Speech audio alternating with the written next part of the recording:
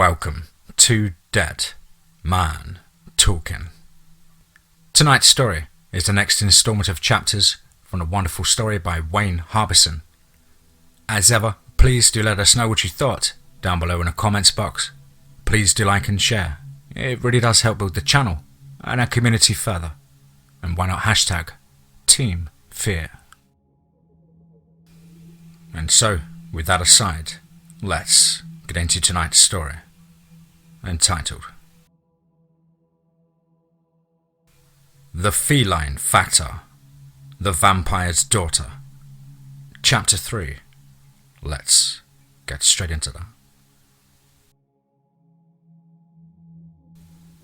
I didn't sleep at all that night. I was too wound up and too nervous. I didn't think I'd done very well on my first outing. I realised I didn't yet have Trey's quick reactions, the experience to know what was the best thing to do. Maybe I was wrong when I said that I was a better Magecat than he was at this age. A year younger, and he had led JD's pack on the night of the Howls, and had fought for Forge. A year older, and he'd fought Krieger, and granted, he'd gotten his butt kicked, but he'd fought him and lived to tell the tale. Here I was, facing my first nocturnal. And as soon as the cops show up, I hightail it out of there. Damn it. I was trained for this stuff, and I still didn't have the sense of ease that Dad and Trey had when they did it. What was wrong with me? It was thoughts like these that haunted me all night as I listened for any sound of an intruder in the house. All I could hear was the steady sound of the grandfather clock in the living room, the occasional hammer on a pipe sound of the steam making its way through the radiators, and the steady backward and forward drone of George's snoring coming from upstairs. About an hour after sunup, I heard the sound of footsteps on the front porch, and then the scratch of a key in the lock. I threw my senses out and caught a whiff of Gardeniers. Mrs. McCain was at the door. She came in smiling and whistling something to herself. On looking up, she saw me standing in the door and said, "Oh, you're already up? And it's Sunday morning, no less." I smiled and said, "I tend to keep odd hours, Mrs. McCain. To be honest, I haven't yet been to my bed. I was up sort of thinking." She smiled at me kindly and asked, "Now, why would a boy like you be up all night worrying?" I laughed and said, "Not worrying, just thinking. I went out to a party, but to be honest, I didn't like most of the company. When a new acquaintance of mine got a little under the weather, I decided to bring him home. To make sure he didn't get into any trouble. It's rare a kind of man that looks after others, especially those he's just met," she said with that soft Irish brogue. "And even rarer kind of boy that knows when he's in a place he shouldn't be." And she put her hands on her hips and said, "You wouldn't happen to be about 5 miles down the road from here, would you?" I nodded and said, "Yes, ma'am. Like I said, I didn't care too much for the company, and so I came home." "And none too soon, I tell you then. My brother's son still hasn't showed up at home. There was a raid out there last night. The police took in a couple of kids for being out too late. Said they didn't find any liquor, but I wouldn't be surprised if it was out there. These bootlegger types are sneaky, she said as she was headed down towards the kitchen. "Mrs. McCain, if you don't mind me asking, exactly what are you doing here this time of morning?" I asked her, following her. "Just wanted to make sure that you had a good breakfast this morning. Mass don't start till 10, so I thought I'd come over and whip up some eggs and sausage for you," she said. I grinned and said, "I appreciate it, but aren't Saturday and Sunday supposed to be your days off?" Following her into the kitchen, I leaned against the doorframe. She looked at the place and then turned to ask, "Did you eat out every meal yesterday?" I shook my head and said, "No, ma'am. I had breakfast and dinner here." She put her hands on her hips and looked around the kitchen. "Well, you sure could have fooled me. What did you eat?" I shrugged and said, "For breakfast I had steak and eggs and toast. For dinner I had salmon patties and some fresh greens and black-eyed peas. Why?" "Because I'm not used to boys that clean up after themselves," she said with a smile. "I doubly not used to boys that cook after themselves." She gave me a wink and her tone of voice suggested more than a little incredulity as she asked, "Salmon patties, black-eyed peas and fresh greens, huh?" She looked in the refrigerator and found a plate where I'd covered the leftovers with aluminum foil. She sniffed at them and then looked at me. "Not bad. I don't think that I would have put that much vinegar in my greens, but every person has their own tastes." And she stood and asked, "Where'd you learn to cook like that?" I smiled and said, "My mother. She wanted to make sure that I didn't end up and marry the first girl that came along just because she could cook." "Ah, a wise woman, that mother of yours," she said with a smile. Then, clapping her hands, she asked, "Well, what would you and your guest be wanting for breakfast?" I grinned at her and said, "Well, I was going to have eggs, pancakes and sausage. When he wakes up, I think he's going to be more interested in coffee and maybe oatmeal." "That's not very hospitable of you." I smiled, realizing she didn't understand either how insulting that was to me nor why I was going to fix that. I simply said, "If he wants steak and eggs, I'll fix them for him, but somehow I get the feeling he's not going to want them." "Oh, and why is that?" she asked. "You already know what he likes?" I shook my head and said, "No, but I've been with enough of my friends in the morning when they wake with a mouthful of cotton and an empty stomach and a pounding head. The first smell of anything greasy sends them into dry heaves. The oatmeal was so that he could actually get something on his stomach that would stay." She gave me an appraising look and she took down a pan and set about fixing the breakfast I had suggested. "Well now, maybe I misjudged you. Maybe you were thinking of your guest." She put some lard in a heavy frying pan and set it in the oven and turned it on. And then, with sure motions of someone who'd carried out a task for years, she began to mix up some biscuit dough. "Now tell me about the party last night." I shrugged and said, "It wasn't much of anything really. Mainly a bunch of people smoking, dancing, drinking and listening to music. Not really the kind of thing that I like." "I never heard a kid your age who didn't smoke, drink and listen to music, especially a boy." She gave me an inquiring look. "You aiming for a priesthood, are you?" I shook my head and said, "Not at all. I don't smoke because I don't like the smell of it on me or anyone else. I won't even go out with someone who smokes. It just ruins my clothes that I spend too much money on for. And I end up smelling nasty. As for music, I like jazz, okay? It's not my first choice of music, but it'll do until what I like comes along." "What about drinking, Pat? I know it's illegal and all, but the prohibition, which hasn't done a bit of good in stopping people from drinking." "I take it every now and then, but I don't drink somebody else's booze unless I know the person who made it or it comes from a reputable source. I can't say either one about what was being served last night, and so I didn't drink it," I told her. "So there was drink there last night?" she asked. I smiled and said, "From what I could tell, yes ma'am," I told her. I could hear George was beginning to move upstairs. It didn't take long for him to find the bathroom and then come wandering downstairs. Not that I would tell anyone else that, I told her. But at the same time, I don't hide what I do. But unless someone is going to get hurt, I keep what I know to myself. She nodded at me as we heard George's footsteps on the stairs. "Ah, sounds like your guest is awake." I smiled and went over and set up the coffee pot. It was one of those old-style setups where you had to put the grounds in the holder, then put water in it and set it on the stove. She looked at me strangely when I started scooping the coffee in. I grinned and said, "My father was an old Navy man, and coffee was meant to be strong in our home." And she nodded and said, "There's strong coffee, and then there's living coffee. And that stuff you're brewing looks like it could wake the dead." Before I could reply, I heard George's voice from the door. "Aunt Martha, what are you doing here?" She looked up at George and said, "George, I could ask you the same thing, boy. Your father is worried sick about you when you didn't come home last night." "Ah, applesauce," he said, looking over at me, and he asked, "Can I use your phone?" I nodded and said, "It's in the study." I put the pot down on the stove and said, "I'll show you." Once I got him out of the kitchen, I asked, "Are your aunts likely to rat on you about the drink to your dad?" He shook his head as we stepped into the office and said, "No, she's more likely to twist my arm about Mass though." "Okay," I nodded and said, "Tell your dad I'll bring her home right after breakfast.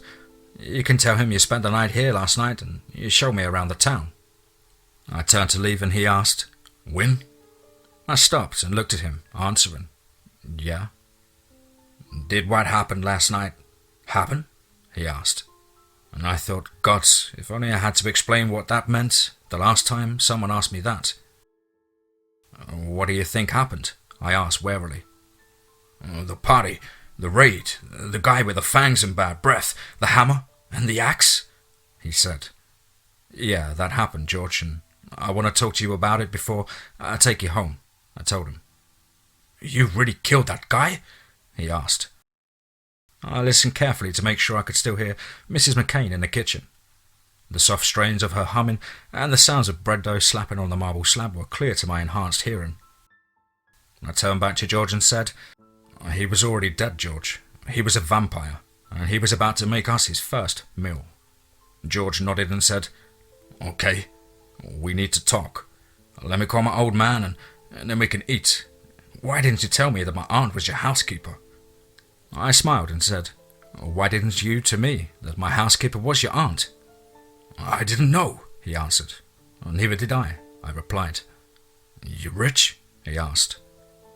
I'm well off. I plan to be loaded by the time I'm 21, I told him.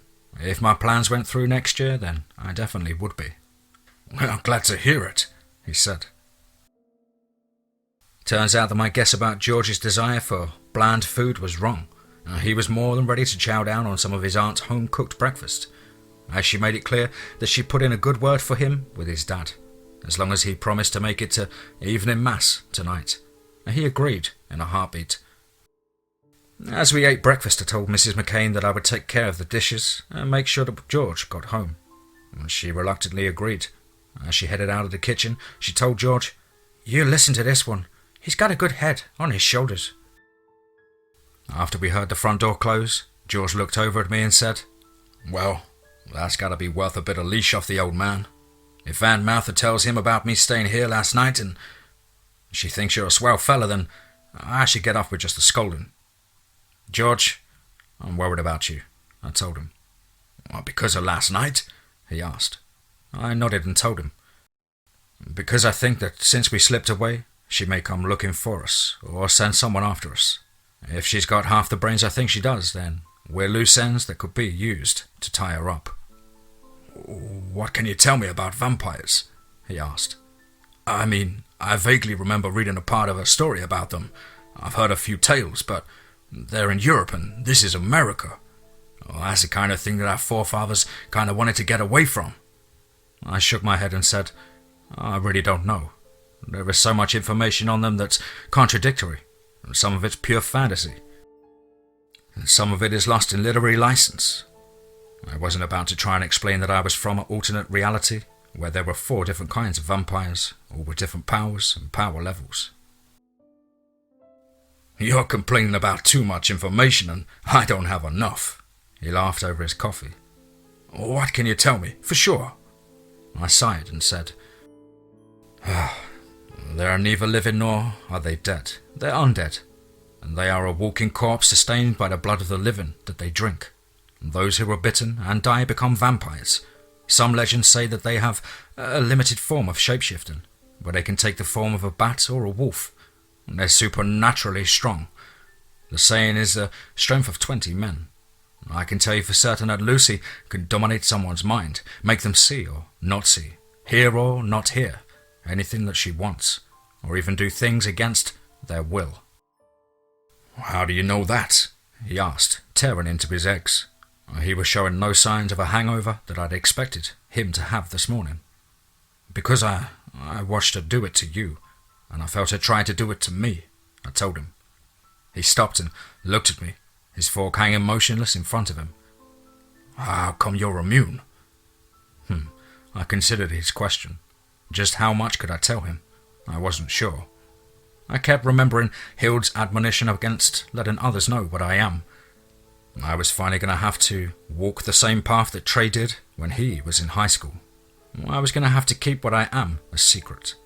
I shrugged and said, I really wasn't. I guess I sort of suspected something, so I was careful not to look into her eyes. How did you avoid that? He asked. I smiled and said, Don't tell me you didn't notice that dress she was wearing last night. It was cut all the way down to her belly button. There were more interesting things to look at than her eyes. It was an outright lie, but if it kept my secret, let him think that I am a boorish horndog. He grinned and said, "You got a point there." And then, as if realizing something, he put his fork down and said, "Oh no, I'm such an idiot." "What?" I asked him. "You must be right about this making people believe what she wants. Oh man, I really messed up," he said suddenly, seeming to remember something unpleasant. "Listen, can I use your phone again?" I smiled and looked over at the clock. "It's almost church time, but do you think it can wait?" "Oh, applesauce," he said again. "Yeah, I guess I'll have to." He sat back down and asked, "What do you know about dames?" I laughed and shook my head and told him, "I may be smart, but I'm not a god. Women are a subject that will forever confuse men." And then I shrugged and asked, "What do you mean?" "I'm going out with one, that kind of thing," he said. "I screwed up.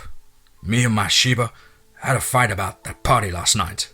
She didn't want to go and didn't want me to go." "Did you lie to me last night?" I asked, knowing full well that he hadn't. "What do you mean?" he asked, suddenly defensive. "I asked you if Lucy had kissed you. You told me no," I said. He shook his head. "No, she didn't kiss me." I smiled and then asked, "Tell her the truth. You went there, realized she was right, and then left with me. And we were here all night talking about her. I'll back you up on that. It's been my experience that girls like it when you're willing to be wrong, occasionally." And that is girls back in the 21st century. There will be some grovelling involved. There's always grovelling with a girl when they know they're right. "Always?" he asked with a wink. "Just how much experience with this kind of thing do you have? Is it true what they say about European women?" I smiled and sipped my coffee. I had to put it the way Dad would say. I've dipped my wick more than a time or two. "On a level?" he asked. "How many?" "How many times or how many partners?" I asked. "Both," he asked as if he wouldn't believe me. "I can't give you an exact number. A dozen or so, I guess." He sat down and whistled.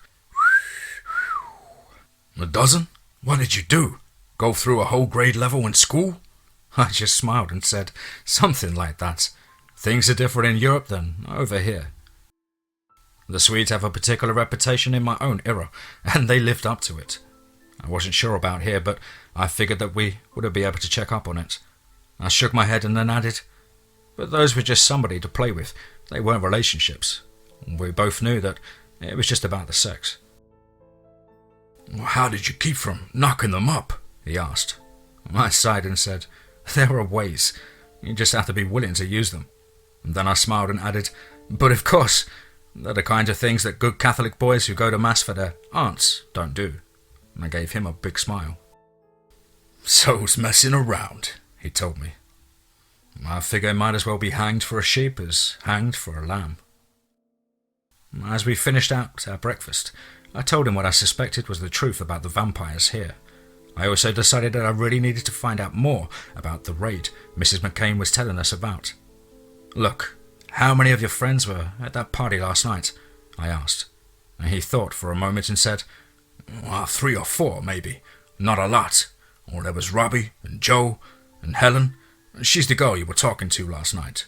The others, they didn't show." "After church, could you try and call them and find out what happened last night?"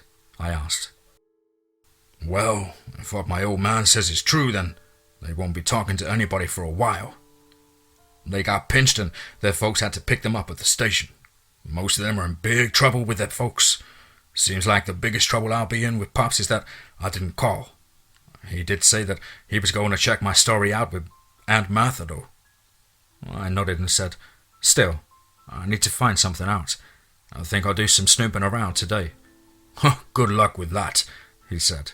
"Nothing will be open except a few restaurants, 1 or 2 service stations, and the ice cream parlor. It's Sunday." I nodded. I'd forgotten about that. I remember Trey complaining about the way Oakman and Jasper locked up Titus aboard on Sundays and Wednesday afternoons when he was a kid, and that was in the 60s and 70s. I was stuck. I could go check out her place in the daylight, or I could go and see what kind of gossip I could pick up at the locals. I figured she'd be laying low for a few days, and her place would be more secure than Fort Knox. It wasn't likely this little kitten could get in. "Who's likely to be at the ice cream parlor today?" I asked, remembering something I'd seen on the Food Network about the origins of the ice cream sundae. His eyes suddenly lit up and he said, "Hey, just about everyone who's not in trouble should be there after church. It's the only place on Sunday where all the good Catholics and Protestants can all go together." I nodded and smiled. "What time?" I asked. "Usually around 2:30 or 3, after lunch," he said. I grinned. "Then how about I take you home, and you can deal with your father, then you can meet me there and we can talk about some of your friends about what they know about what happened out at Lucy's last night. And then you can go home and get ready for the evening mass." "Hey, you don't expect me to follow through with that, do you?" he asked. I gave him a long look. "Yes, I do. If I were going to be dealing with vampires, I need you very concerned about the state of your soul. Besides, a promise is a promise, and a deal is a deal. Your aunt has agreed to help us in return for this small favor. If there's one thing in the world that is important, it's keeping your word." "You are a queer bird, you know that, Win?" he said. "You have no idea, George. You have no idea," I told him. "Well, I got an idea. Why don't you come to Mass with me?" he said. I shook my head and said, "I'm sorry, not my religion." "Ah, Protestant, huh?" he said. I said nothing, let him believe what he wanted. I didn't think it was a good idea to tell him that I'm not a Christian at all. Like Hill said, I don't have to go and hit people in the head with it. I did manage to get him dropped off at home, and I figured it was best that I didn't go in. He had to deal with this as best he could. I went back home and grabbed about a 2-hour nap, then a quick hot shower. Actually, I can go several days without sleep, but I prefer not to do it when I don't have to, and I was afraid I was going to need to soon.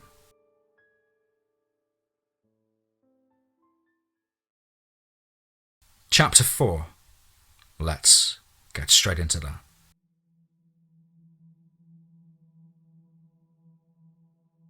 I made it to the little ice cream shop beside the Woolworths just after 2 and found a seat towards the back. I grabbed a paper and read the story about the raid on the front page of the Sunday edition while sipping my coffee. I have to admit that the soda jerk gave me a bit of a strange look when I ordered coffee. But hey, it was in the 20s outside, and I don't mean centigrade. The coffee was warm and strong.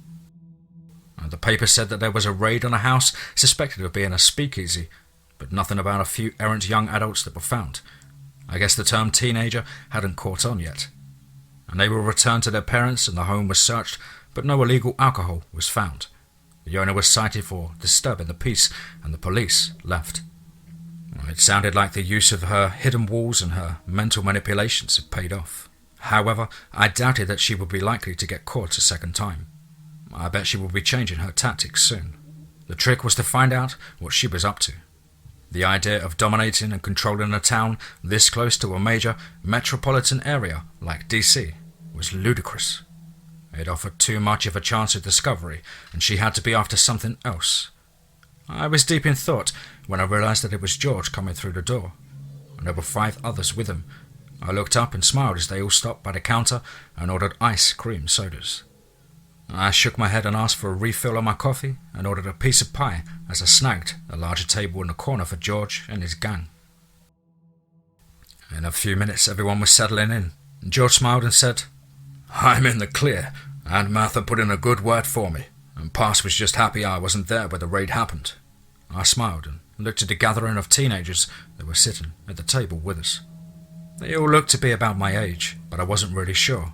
Again, there were major differences in adolescent development between the 1920s and the first decade of the 21st century. George smiled and said, "This is Betty Gardner, the girl I was telling you about." I stood and shook hands with a tall, buxom girl with brown hair cut in a short bob. She was rather attractive, and what I found to be the most striking was that she wasn't trying to hide her bosom like so many girls I'd seen on the street were. She had something up top and wasn't trying to make it look like a 13-year-old boy.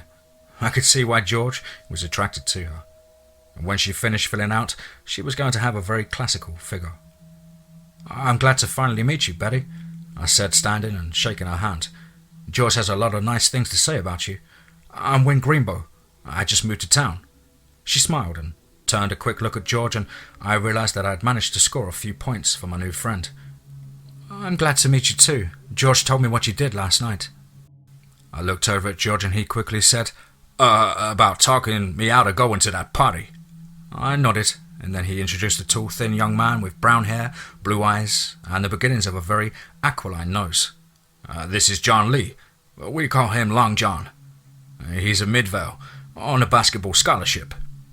"Nice to meet you, John," I said, shaking his hand.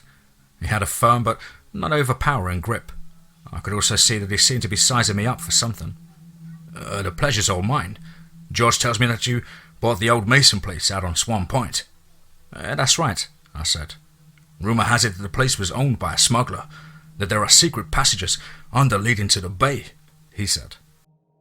I shrugged and replied, "I haven't had much of a chance to explore, but I'll be sure to look close in the root cellar."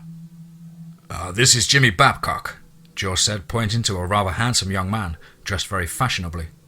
He had slicked back black hair, blue eyes, and like I said, very handsome features. He also looked just a little bit sad. I offered my hand and he looked at it for a moment like he was unsure of what to do with it. Finally, he shook it with an almost apathetic air. "I'm glad to meet you, Jimmy. Are you in any relation to Boniface Babcock, the banker?" I asked. He nodded and said, "My dad." I nodded, not quite sure how to take this guy. I didn't think he was being rude, as much as he just seemed not interested in what was going on around him. That could be a fatal mistake dealing with Lucy. I grunted and turned back to George. George pointed out a rather attractive guy with a hair the same coppery sheen as mine, and laughing green eyes. He was on the small side, about 5'6", I guess, and had a wiry build. I noticed several scratches and bruises on his knuckles, and I wondered if it was from fighting or from being a shade tree mechanic. "This is Eddie Grant, the other half of our war between the states," George said with a smile, and then indicated both he and John. And then I got it, Lee and Grant. Eddie smiled at me and offered his hand enthusiastically. "George is always going on about that. Thing is, John really is a descendant of the late general, but I'm just a regular old Grant from here in Virginia." I smiled and said, "It's nice to meet you too, Eddie." "Is that your LaSalle outside?" he asked. I nodded, and he added, "Nice car. How's it run?" I smiled and said, "So far, so good." Finally, George pointed to the girl with a severely cut short white blonde bob that looked more like it had belonged to a boy than a girl. She was trying and not doing a very good job of hiding a curvy figure in a pair of slacks and a white shirt. She was very pretty, but she seemed to not care about that. When I could see an intelligence behind her baby blues that was taking in everything around her. "This is Dot Tynesdale. She's just one of the guys." I gave George a look like he had to be kidding. This girl was not just one of the guys, and if these dunces were blind to it, then they needed their collective butts kicked. I nodded to her and shook her hand, noticing that it wasn't the dainty handshake I'd gotten from Betty, but was a firm handshake like a man's, and she looked me dead in the eyes. "It's nice to meet you, Win," she said. "Trust me, the pleasure's all mine," I told her. Then, indicating the chairs, I said, "Please, sit down." We all returned to our seats, and I sipped from the coffee. And with a look of concern, Betty said, "George tells us that you were asking questions about Lucy West." Her voice dripped ice at the mention of the woman. This was a girl who knew her territory was being threatened and didn't like it one bit. I shrugged and looked to George, and he shrugged and said, "I just told him that you met her last night and you didn't trust her." It was a neutral enough comment. "I'm wondering, though, why should we trust you?" Jimmy said with an almost bored tone. "You've lived here for even shorter time than she. Evidently she at least puts on a good party." I nodded and told him, "You're right. You shouldn't trust me." I watched for what I'd just said to sink in. You shouldn't trust anybody, really, except for people you know.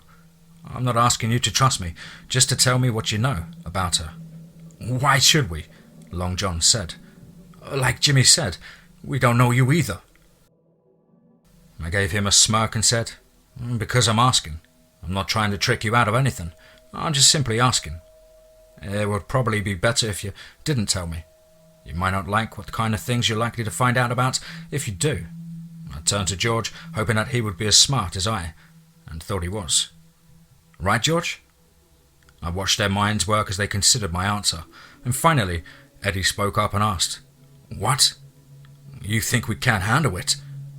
I didn't let my smile show on my face. No. I think some people are usually happier when they don't know everything that's going on.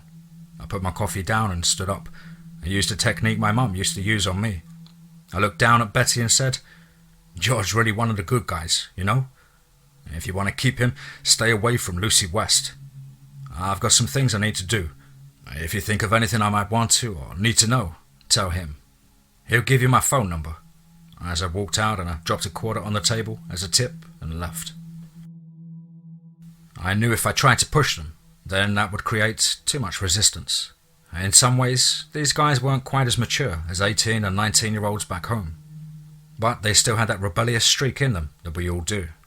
As I pulled away from the ice cream parlour, I saw Eddie standing at the window, watching me pull away. That was at least one. I went home, and there wasn't much I could do really now. George was right, the town was locked up tighter than a drum. I spent the rest of the day exploring the property. And there was actually a large chunk of it, turns out over 200 acres. And there were several outbuildings, in one of which I found a working smithy, something I thought I might actually be able to use. I also did a closer inspection of the basement after Long John's comment. Even with my enhanced senses, I almost missed it. A slightly off-kilter foot on a rack of shelves on the southeast wall was the only thing that gave it away. I tapped it with my foot and heard a click, and then the whole wall swung outwards. Looking inward, I found a large room with another set of shelves like this one on the opposite wall, and that was set in slightly ajar. Studying it, I realised that as I swung it close to a knot in the pine panelling next to it, it sort of bulged out. I smiled and looked around. It was a very large room and well furnished, complete with several sturdy tables, workbenches and chairs. And best of all, it was wired for electricity, heavy-duty electricity. In one corner was an old-style wireless set for transmitting as well as receiving. I could see a wire leading from the antennae leads to a small hole in the wall. I assumed that there was an antenna hidden in the trees somewhere down near the coast. And this sort of confirmed the idea that the previous owner was a smuggler. And by the time I came out and back upstairs, it was well after dark. I briefly considered heading out towards Lucy's place, but decided that she and hers were probably laying low on the day after the raid on their place. Instead, I turned in early and got a good night's sleep. The next morning, I had plans to put my alpha shape-shifting powers to good use. I think it was time that the local shipping houses got inspected for possible bootleg contraband and all. Nobody can ever say that I don't have a sense of humour. Let's just say that a particular movie star famous for this portrayal of a 1960s spy and eventually an Irish cop opposite Kevin Costner spent the day inspecting the books as part of the Bureau of Prohibition. It was amazing what I found. 36 boxes of gardening loam shipped in from England by one Lucille West. That at least told me that she needed her native soil to sleep in. And from there, I went on to check with several overland shipping companies. It would seem that Lucy was smarter than an average vampire. I was able to find out that she'd shipped out 30 boxes to different cities all over the eastern half of the United States.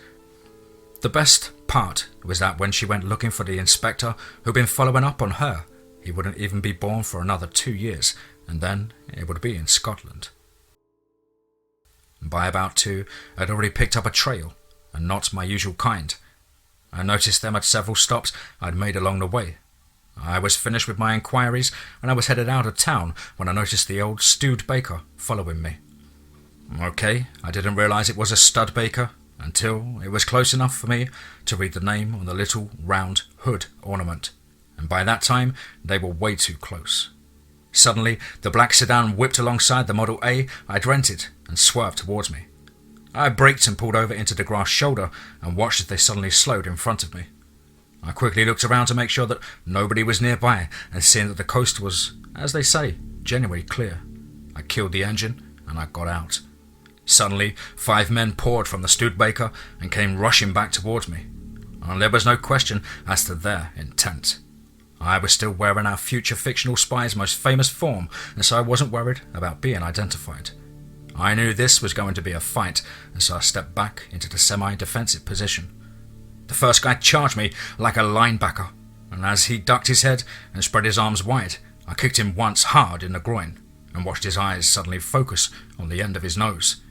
As he folded over, I punched him in the side of the jaw. I felt the bone shatter under the force of the blow, and he went down like a load of bricks. The other four slowed only for a moment before spreading out wide around me. I looked around and watched their body language to see who was giving the orders. One of the bigger guys from the size of him and the muscles he was displaying. I'd have said he was a teamster or a longshoreman and seemed to be in charge. He was also holding back from the rest of the group. I heard and felt the two charge me from each side more than I saw them. I jumped straight up and kicked out in opposite directions. The one on my right I caught squarely in the shoulder and felt the bone break under the transhuman strength. As for the one on my left, my foot smashed into his chin and compressed his jaw backwards, lifting the base of his skull and sent him into sleepy time.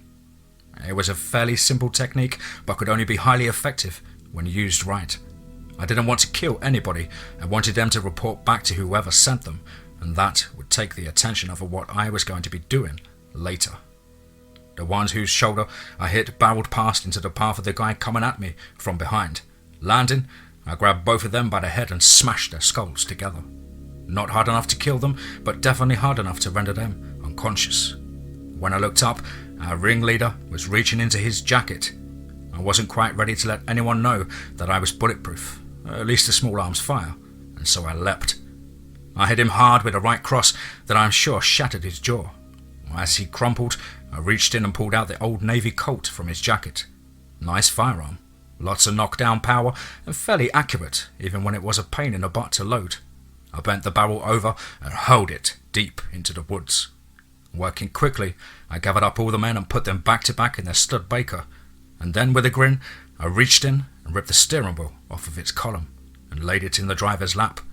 As I pulled back off the side of the road, I checked my wristwatch. That took less than 5 minutes. I realized just how lucky I was when I turned a curve to find another car coming my way. If I'd taken much longer, I might have had some explaining to do. And dropping off the car at the rental place and finding some place to change took longer than I thought. By the time I was back in my normal form and recovered my LaSalle, it was getting late. And there was an old bookstore I'd seen coming into DC that I wanted to visit before I headed back to the Colonial Bay. It was a little hole-in-the-wall type place over on F Street, just around the corner from the Ford's Theatre. As I entered the old place, I couldn't help but feel the tingle of magic around the building. I let my eyes slip into my other sight, and I could see 2 or 3 lines of eldritch forces snake around the rooms as wards and charms. Each of them led back to the oldest gentleman sitting behind the counter, reading what looked like the latest issue of Weird Tales. He was a massive and muscled man, not what you would expect in a bibliophile, and with a heavy blonde moustache and bulbous nose that showed the spidery traces of blood vessels along its base. He had a clear brown eyes and a thick mop of straw-coloured hair that seemed to refuse to submit itself to the will of a comb or brush. His suit was of brown tweed and gave the impression of someone who took meticulous care of it. His hands were massive, and I noticed calluses on them, like someone who was not accustomed to hard work. I cast my eyes about the room. There was some kind of ward obscuring most of the books, but I was able to see through them. This was the kind of place that my sister-in-law would love to find. A bookshop full of actual magical tomes. I walked up to the old man and said quietly, "Excuse me." He looked up from his magazine, as if he was just noticing that he had a customer for the first time. A slightly panicked look came across his face as he looked around the room as if to see why he hadn't been warned, and why the wards hadn't gone off. And then his eyes came back to rest on me, and the most astonished visage came across his face, as if he couldn't believe what he was seeing. He finally found his voice, and it was deep and melodious, like a large bell when struck. "Can I help you?" The accent was upper-class New England, and there was an underlying hint of worry and maybe fear to it. "Yes," I said carefully. I was wondering if you had any books on dealing with the undead." Again, the startled look came across his face. "I beg your pardon," he said carefully, almost giving me the impression that he had been offended. "The undead, Nosferatu, Lamia, vampire?" I asked again. "Now what would an impressive young man like yourself want with such a tome?" he asked, getting off his chair and coming around the counter. He navigated his bulk through a passageway rather easily as he seemed to size me up and down. I raised my eyebrow and looked around the room, and finally I said, "I'm a student of such matters. It's something of a vocation, you could say a calling." "A rather unusual calling in this day and age," he said as he slided down one of the wide aisles of books, and finally he reached up and pulled down a huge tome and handed it to me. The collected works of Ossenfelder, Berger, von Goethe, Coleridge, Byron, Polidori, Reimer, Le Fanu, and Stoker. I looked at it and shook my head. Sighing, I said, "I've read all of these. I'm looking for something more practical." Again, he seemed to study me with those brown eyes as his bushy eyebrows knit closely together. "Practical?" he asked. "We are talking about legend, boy. There's nothing practical about Phantasmagoria." I nodded and tried to be polite. I got the feeling I was undergoing some kind of test. The problem was that I was on a deadline. If I took too long, I'd never make it back in time for the last ferry to Colonial Bay. "I mean something scholarly," I told him. "Something that might be anthropological in nature." He chuckled and said, "Anthropological? Now that's a big word for one so young." He seemed to think for a moment and took me down yet another aisle full of books, and this time he pulled something from one of the lower shelves and handed it to me. It wasn't quite so large nor so well bound. It reeked of dust and disuse. But my other sight told me that there was some taint of magic to it. I opened it to find the title page, "A Metaphysical Study of the Aether and the Manipulations of the Physical World and the Body," by J. Williamson. I ran my finger along the silvered script and felt a slight tingle along my arm. There was a charm built into the book, with silver as the major component. I looked over to see the store owner staring at me expectantly, his hand in his coat pocket. I serendipitously sniffed the air and smelled of gun oil and silver coming from his direction. I smiled and ran my finger along the ward and nodded, and then looking at him I asked, "Did I pass your test?" Without taking his hand from his pocket, he backed away slowly and gave me the strangest look. "Exactly what are you?" he asked. "I am my father's son," I told him. "I stand between humanity and those that would free and chain." I quoted our commission given to us by Freya. "You are not entirely human?" he asked. I shook my head and said, "No, my mother is at Alpha." His eyes seemed to bulge at the knowledge. "Nordic elves! But you crossed cold iron to get in here." I raised an eyebrow and asked, "Am I unwelcome in here?" Putting the book down on the shelf, I raised my hands. "I'm not here to hurt you. I found this place and hope to find information on vampires.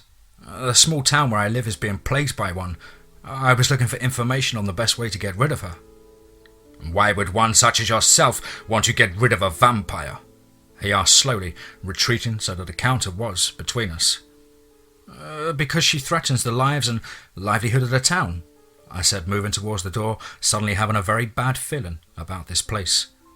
"And why should that bother one of the dark breed?" he asked.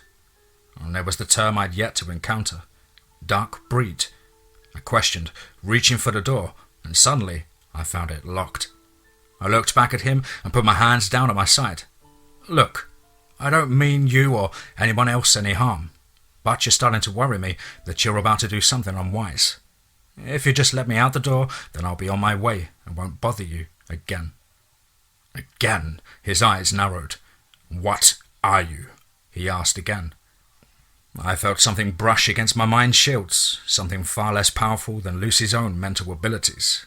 It reminded me of some of the minor chi abilities I'd encountered in a few very advanced martial artists, and the occasional dabbler of the mystic arts. His will was powerful enough to reach across the room, but it was ineffective against my own natural training. I shook my head and said, "I'm out of here." I reached for the door and felt the knob burn in my hand. I ignored the brief flash of pain and twisted the handle completely to the right. Putting my other hand against the frame, I pulled, and with a loud popping, the handle, the plate, the entire lock came out of the door. I dropped the crumpled mess to the floor, reached into my pockets and dropped a $10 bill with it. That's for the damage. I strode out into the gathering darkness, cursing my luck for what had just happened. And sliding behind the wheel of my LaSalle, I realized that I was not going to make it to the ferry on time. I was going to have to either wait it out in DC or drive all the way to Richmond and then loop back to Colonial Bay. I decided an overnight stay in the nation's capital wasn't such a bad idea, and I knew exactly where to stay.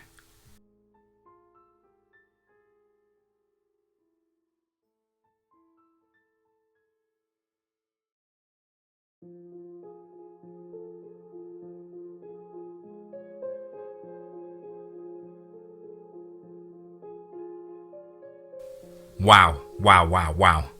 Awesome story.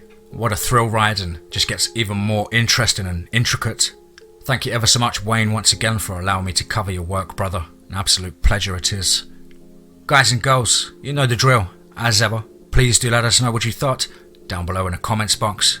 Please do like and share. It really does help with the channel and our community further. And why not hashtag TeamFEAR.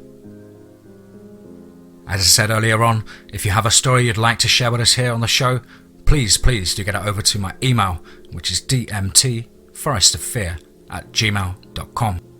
And I look forward to hearing from you. Do not fear, more to come from this story tomorrow's show. So I hope you guys look forward to that as much as I. And as ever, remember, be safe, not sorry.